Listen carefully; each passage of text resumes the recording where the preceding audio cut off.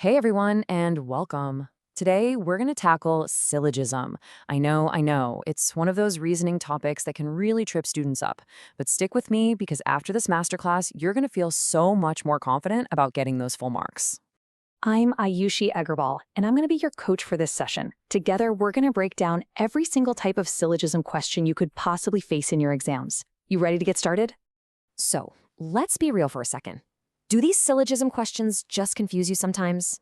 Like, when should you use some versus all? And have you ever been so sure about an answer only to find out it was wrong?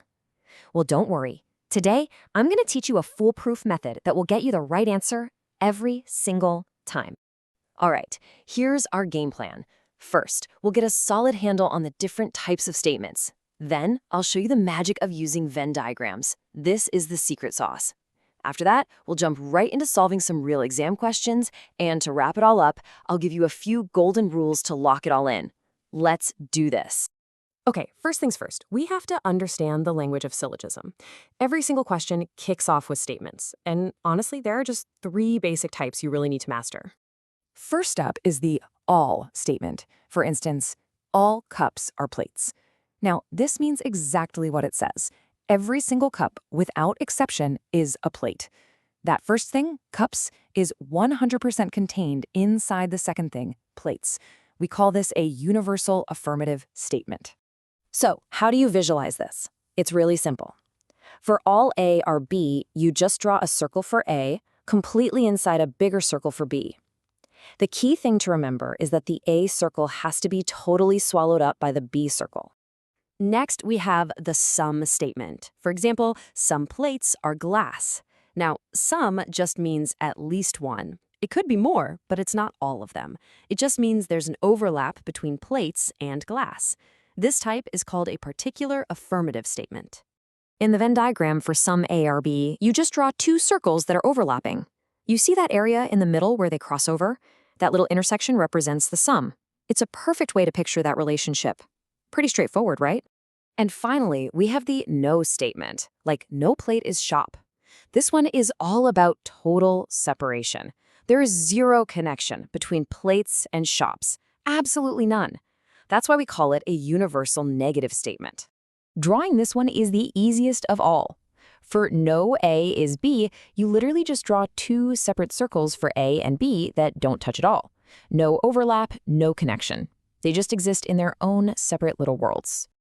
Okay, now that you know the three basic statement types, let's get to the master trick. I call it the magic of Venn diagrams. This is way more than just drawing circles, you guys. It's about creating a visual map of the logic, a map that makes the correct answer practically jump off the page. Trust me on this one trick is a total game changer.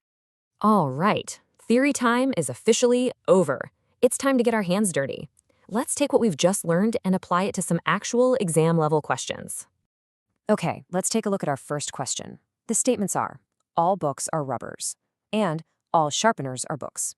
From those, we have two possible conclusions. First, all sharpeners are rubbers, and second, some books are sharpeners. Read them over carefully. So how do we draw this out? Let's start with the second statement. All sharpeners are books. Easy. That means the sharpener's circle goes completely inside the book's circle. Now for the first statement, all books are rubbers. So that entire book circle, with the little sharpener circle inside it, goes inside an even bigger rubbers circle. What you get is three circles, one inside the other. Okay, so you have the final diagram now. Just look at that picture. Forget everything else for a second. Based only on what you've drawn, which of those conclusions has to be true? Take a moment. The answer is right there in the diagram. And the answer is, both are correct. Let's just double check. Conclusion 1, all sharpeners are rubbers? Well, look at the diagram. Is the sharpener circle completely inside the bigger rubbers circle? Yes, it is. So that's correct. Now conclusion 2, some books are sharpeners. Well, since all sharpeners are books, then it's definitely true that some of the book's area is taken up by sharpeners. So this is also correct. See how easy the diagram makes? Awesome job. Let's try another one. This one's a little different. The statements are, all cups are plates, and no plate is a shop. The conclusions to check are, first, no cup is a shop, and second, no shop is a plate. That no statement is the key here, so be careful. All right, let's draw this one out. Step 1, all cups are plates. So we draw the cup circle inside the plate circle. Got it. Step 2. No plate is a shop. This means we draw a completely separate circle for shop, making sure it doesn't touch the plate circle at all.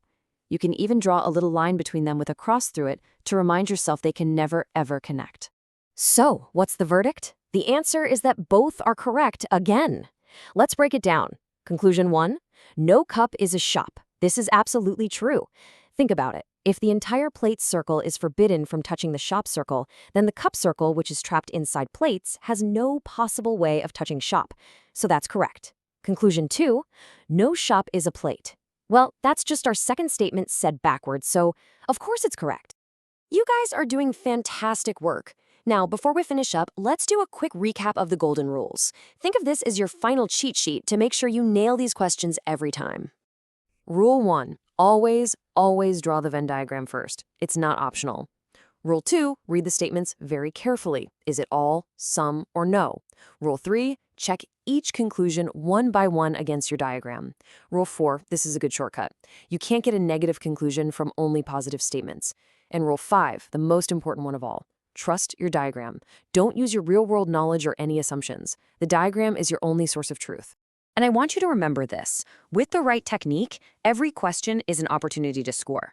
Syllogism shouldn't be a topic you fear. It should be one where you know you can grab easy marks. You've totally got this. If this explainer was helpful, please